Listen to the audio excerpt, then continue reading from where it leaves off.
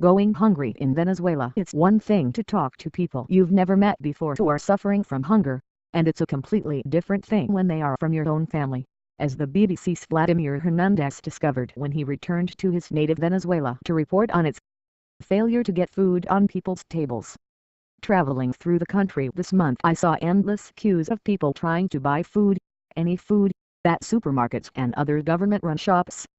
I was stopped at a roadblock in the middle of the countryside by people who said they had eaten nothing but mangoes for 3 days.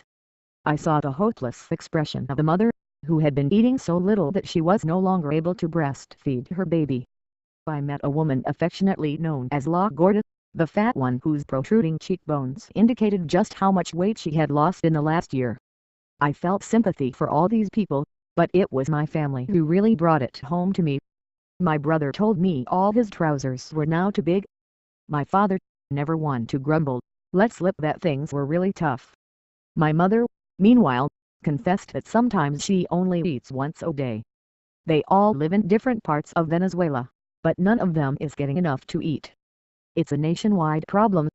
A study by 3 of the country's main universities indicates that 90% of Venezuelans are eating less than they did last year, and that extreme poverty has jumped by 53% since 2014.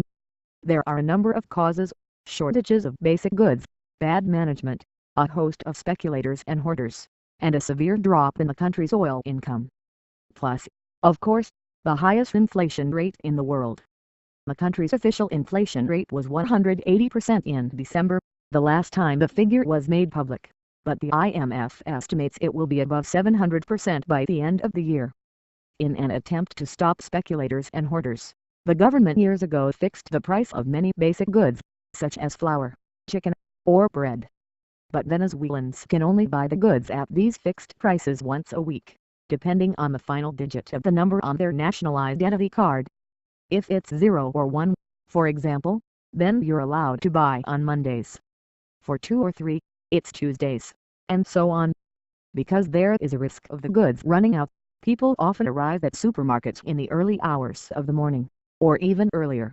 At 6 a.m. one morning in Caracas, I met a man who had already been in the queue for 3 hours.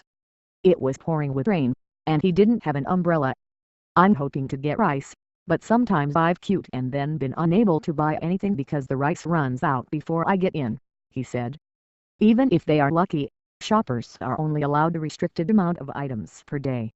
Those who can't get enough have to wait a full week until their turn comes round again. The tills will automatically reject anyone's shopping if they arrive on the wrong day.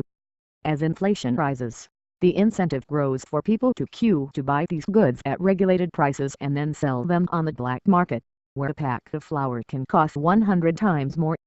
The government has promised to crack down on the practice, but so far hasn't been able to stop it. For years this oil-rich nation has been increasing food imports in an attempt to guarantee the supply of basic goods, but critics say that price controls and the nationalization program of the late President, Hugo Chavez, contributed to the current crisis. President Nicolas Maduro, who was elected by a slim margin 3 years ago, after Chavez died, has also had to deal with a drop in oil prices that has reduced the country's foreign earnings by about 2/3. His latest step has been to create local committees of supplies and production, better known by the Spanish acronym, CLAP. The CLAPs essentially mean that the government will stop sending imported food to supermarkets and start handing it over to local community councils. These entities will register people in their community, assign them a day for shopping, and sell them a plastic bag filled with a number of goods such as flour, pasta and soap, at a fixed price. You cannot choose what you want to buy. You just get what you are given in the bag. But this will only be available once a month. A young mother, Liliana, exclaimed at the roadblock manned by people eating nothing but mangoes. She admitted to going to bed in tears on days when she had been unable to give her 2 children any dinner. In western Venezuela, in the oil-rich province of Zulia, I visited several small towns where people didn't know what they would eat the following day. We've always been poor here, that's true, but we've never been hungry, said Zula E. Florido, a community leader in her 50s. Since President Maduro took power, we are in a very bad situation. We call it here the Maduro diet. When Chavez was in power, this didn't happen. In Zulia, food was already in the hands of the community councils rather than the supermarkets. The ultimate aim of the collapse is to create self-sustaining communities, where people grow their own food. I was taken to one of these places by Alejandro Armao, a member of a Colectivo, a group of hardcore government supporters, often armed, who are sometimes accused of acts of violence against opposition activists. Armao introduced me to several Colectivo members in a slum called Cation. They appeared to be armed, and were carrying walkie-talkies. After threatening to kick me out of the area, they agreed in the end to show me what the clap was aiming to achieve.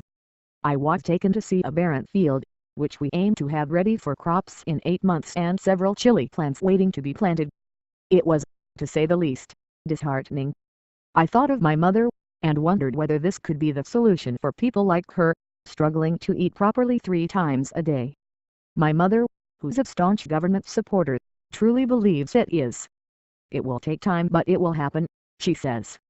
But I cannot help wondering whether other Venezuelans will be as